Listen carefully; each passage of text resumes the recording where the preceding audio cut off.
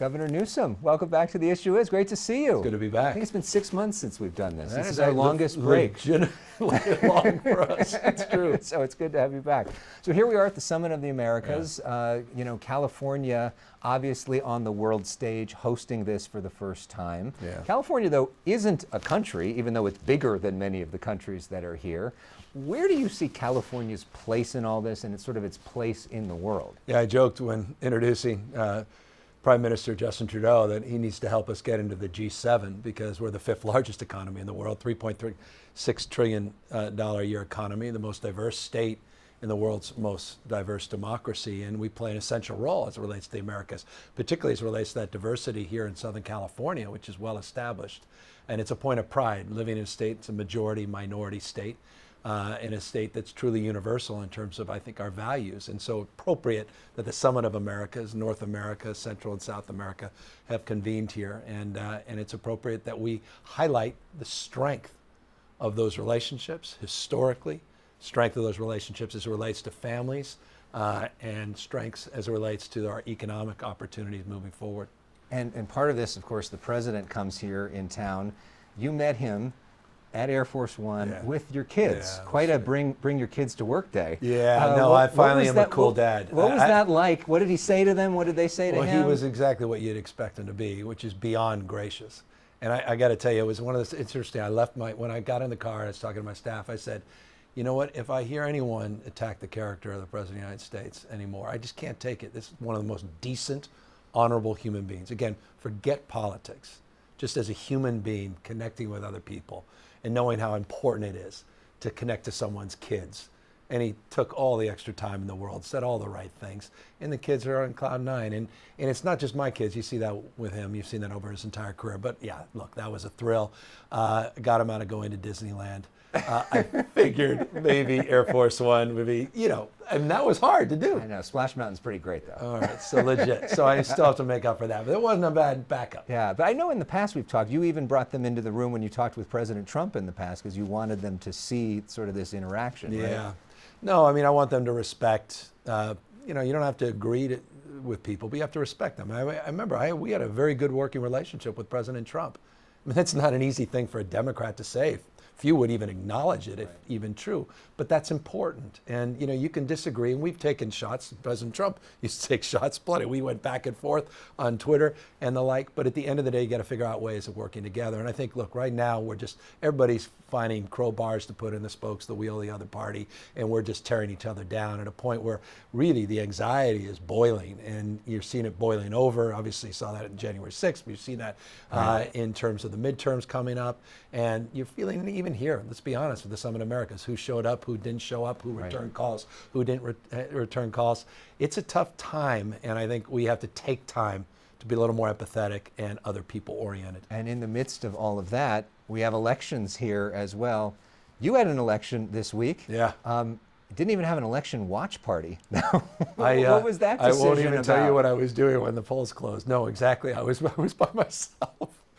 Working just on my emails and working a little bit on the budget. It was a surreal thing. I mean, is that weird? Why that decision? Well, I guess we got a budget we got to get done next week, but also there's nothing you can do on election day, and it's awkward to celebrate at halftime.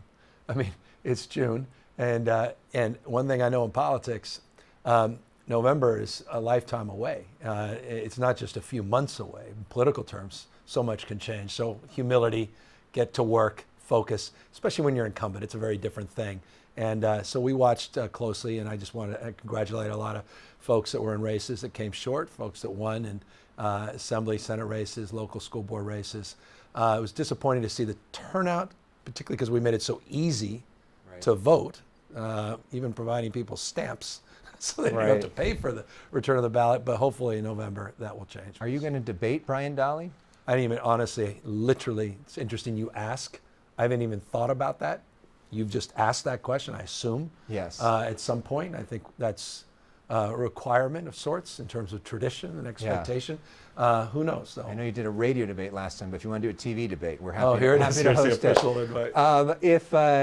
Let's talk about some of the other results of this week. Of course, you used to be the mayor of San Francisco. You know that community so well. Yeah. The Chesa Boudin recall. What do you think is the message that voters are sending to everybody when it comes to crime with that recall? I mean, that was so predictable, particularly after the school board recall. And I've enjoyed it. Look, I fourth generation, my kids, fifth generation San Franciscans, grew up in political terms there as a county supervisor before I became mayor, and worked with a number of different DAs. And I had the privilege of growing up in a city where I've understood the ebb and flow of the politics. Nothing about that was surprising, and none of that about that was particularly warranted the attention nationally as some arbiter of something farther reaching. I thought it was the punditry was a little overwhelming on it. I think, though, the issue in San Francisco in particular is people want the streets cleaned up.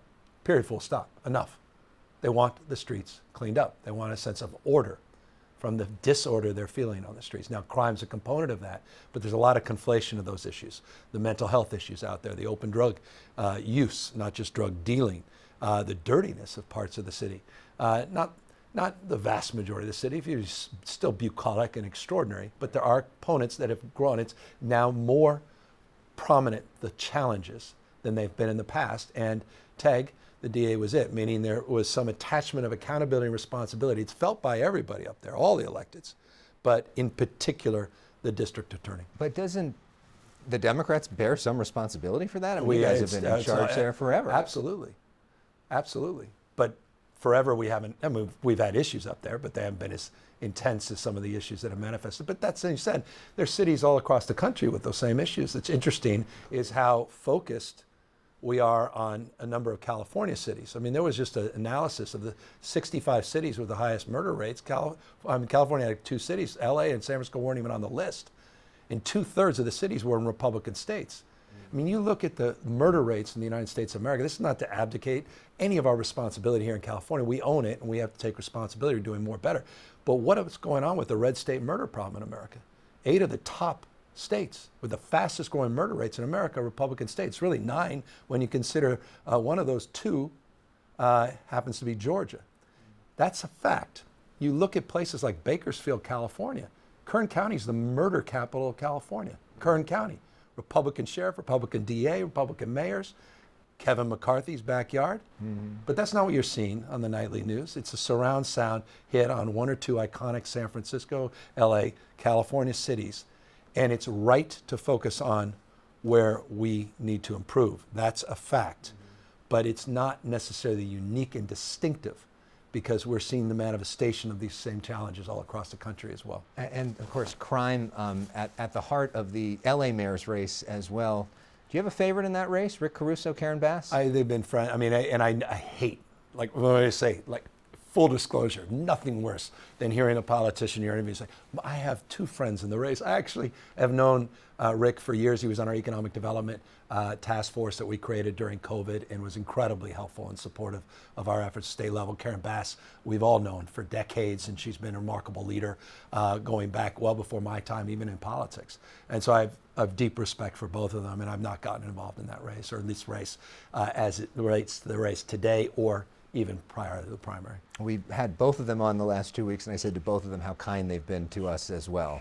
Yeah. So I feel you on and that. I'll say one thing on a serious note related to the previous question too. One thing I am very pleased with, and this is really important from my humble perspective, is they both are big, avid supporters of our care court construct. And this is the most significant opportunity to transform our mental health system in our state, quite literally in half a century. The opportunity to work past these old binaries around LPS and Laura's Law and what we can do about people that are bipolar disorder, schizophrenia, paranoia out in the streets and sidewalks self-medicating, and there's inability to do anything about it. Now we will have the tools. We're just a few weeks away from landing a deal with the legislature on that. And I'm really grateful for both of them for having the courage, because it took courage to early on come out and support it. And it's indicative of the issue that's defining the race here in LA, but I think defines a lot of races in California. And that's, again, addressing what's happening on our streets. It's unacceptable. We need to clean up our streets. We need to clean up our act in terms of accountability and responsibility to get these tents off the street, but do it thoughtfully, do it within the framework of the values we hold dear. It's not just out of sight, out of mind. New tools, new strategies, new agenda, and we'll have the opportunity to work with some new mayors and new DAs across the state, and I'm looking forward to it. And for some people that may not be in the weeds, when he talks about care court, he's talking about a system to make it easier for people that need treatment out on the street but have refused it, to get family members, social workers, other people involved to help get them the treatment that they need. Yeah. Let's talk about another well, you just mentioned the budget, or you mentioned the legislative deal. Let's talk about the budget for a moment. Yeah. What's the deal with the gas tax rebate? Why hasn't a deal gotten done yet? Well, we're just doing it in the context of the budget. And so in a few weeks, we'll quite literally get that done and we'll start processing those checks. The question is the size. Legislature has about an $8 billion proposal. I think it should be much higher. Ours is around $11.5 billion. I want those checks to go out faster. We have a process. We think we get the checks out faster. The enormity of the challenge, self-evident, not just gas, it's rent and obviously food costs, inflation generally. It would be the single largest rebate, statewide tax rebate in U.S. history, even bigger than last year's $9 billion tax rebate, which was sizable. 2 years, $20 billion back to the people of the state of California, directly in their pockets. Not in the pockets of oil companies, not in the pockets of corporations or even gas station owners. That's why our approach is a direct rebate that quickly gets back into people's pockets that we believe can get up to $600 in some cases, even higher in others. Part of the reason you're able to do that is because you have a $100 billion surplus, which is great. I'm sure to be governor with that, because we've talked to the governors that dealt with the opposite and it wasn't as much fun. No. But is there some thought, though, that a $100 billion surplus is evidence that taxes are too high and that maybe we should do tax cuts, especially for maybe some of the businesses that have left this state? That have complained about California not being pro-business enough, that we shouldn't get to that big of a surplus? Well, I think one can argue the merits or demerits of our tax system, which is particularly progressive, and obviously those that have done well have done exceptionally well in the last few years, and that's reflected in our capital gains. That said, we're not naive. We just had a deficit a couple of years ago, likely to experience those once again, particularly as the economy cools and we see the impacts of inflation over an extended period of time and obviously Fed policy. That said, that's why we're building up our rainy day reserve to the highest levels ever. It's part of the disagreement I have with the legislature right now. They actually want to reduce the amount of money in our budget in terms of reserves. They actually don't want to do as big of a tax rebate as the one we are proposing, and they're proposing $6 billion of ongoing spending, which I don't believe we can afford in a few years, so we're going to have to pull that back. These are modest differences. They're big if they're not attended to, modest in terms of what I believe we will be able to close in the next week or so. But that said, I've always supported reforming our tax code, but it will require a Herculean effort. And it will require an effort that would ultimately have to land the voters who, as you know, extended the top tax rate in 2011. And it will sunset in a number of years, but we'll have to go back to the voters to eliminate. It's a progressive tax. That said, good years, we do extraordinarily well. Mm-hmm. Tough years, we've got to batten down the hatches, get those rainy day reserves up to prepare for those. By the way, when we interviewed Governor Brown, he said your focus on short-term spending was the smartest thing you were doing. I appreciate it. I mean, look, yeah. in my May revise, meaning the last budget that I submitted to the legislature, 99%, this is unprecedented, even during the Brown years, 99% of the surplus between January and May, we set aside for one-time purposes in order to maintain our fiscal discipline. You do not need to be profligate to be progressive, meaning we don't have to go back to the old tax and spend ways of Democrat and liberalism. We can do it differently. More is not better. I've never been one of those Democrats that more is better, just spending money. Look at the issues around homelessness. Right. I mean, it's not just about money. It's about damn accountability. It's about doing your job, addressing what's happening on the street, owning it, taking responsibility. And that's the thrust of our approach, new accountability that was required this June. Literally this month, all of the local homeless plans are required to be submitted to the state of California. First time ever. You don't submit a plan, we don't give you any more money. We have to now start focusing on accountability. The people of LA deserve it, and people of California demand it. Let's talk as well about The last time that we were together was right after that draft decision leaked on Roe v. Wade, and you were as passionate as I've ever seen you, talking about where the hell is my party? And since then, the same could be said about guns. Where the hell is the National Democratic Party in terms of action on that? What's going on there? I don't know. Even since you talked about Roe, nothing has changed. No, I mean, we're going to be moving forward affirmatively with a constitutional amendment, just codifying what we have in statute. But it's an organizing mechanism, and it's a way of at least affirming our position in the state. So we're going to take some leadership there. And on guns, as you know, we're doing this private right of action modeled after the Texas abortion model, which is a very aggressive step. And that should land on my desk in a matter of weeks. Mark my word, that is a significant initiative and effort that will have, we think, real consequences in terms of getting illegal guns off the street. All of that being said, what is going on in the Democratic Party nationwide? I cannot answer that question. And I posed that question out of frustration, reflection, and some parts of the Democratic Party were critical of that. But overwhelming response to that statement, I don't have an answer for you. And that's not Joe Biden. Joe Biden's not the head of the Democratic Party. I mean, he happens to be president of the United States. It's not his job to organize at all levels the Democratic Party. That's the Democratic Party's responsibility. And I don't want to take a cheap shot. It's not an individual gripe with anybody. It has nothing to do with Nancy Pelosi or Chuck Schumer. They are not the heads of the party as well. We have a Democratic Party. And yeah, where the hell are we as a party to capture the narrative, to capture the imagination of the American people? You had a guy, Ron DeSantis in Florida, that just went after the most vulnerable Americans, the Special Olympics. And he gets away with it. He's celebrated. Special Olympians. He's attacking the Special Olympics, not just Disneyland. What the hell is happening in this country? And I'll tell you, the only thing that could stop it is the Democratic Party. So yeah, as a Democrat, but also as a guy with 4 kids, I'm a little bit animated and intensely frustrated at this moment. So what's your advice? And if those guys aren't the leaders of the Democratic Party, who is? Who are you Well, looking for? we have a party. Yeah. There is something called the Democratic Party.